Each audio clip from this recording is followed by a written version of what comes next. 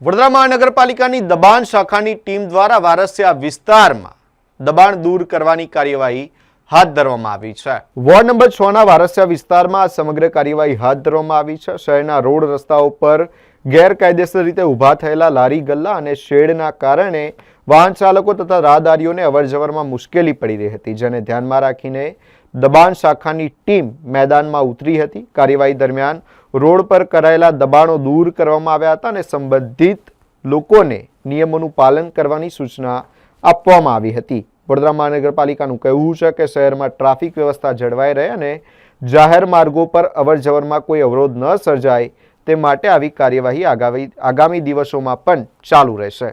આજ રોજ દબાણ શાખાની પૂર્વ ઝોનની ટીમ ડીવાયએમસી તુવેર સાહેબના આદેશ મુજબ વોર્ડ નંબર 6ના સ્ટાફને સાથે રાખીને વારસિયા વિસ્તારમાં નડતરરૂપ રોડ પર નડતરરૂપ હોય કે પછી ફૂટપાથ પર નડતરરૂપ લારી ગલ્લા કાચા શેડ તોડવાની અને લારીઓ જમા લેવાની કામગીરી હાલ ચાલુ છે। હમણાં એક ટ્રક ભરીને સામાન જમા લીધેલ છે। આગળની કામગીરી હાલ ચાલુ છે। હું દબાણ ઇન્સ્પેક્ટર કમલેશ સૈદાને।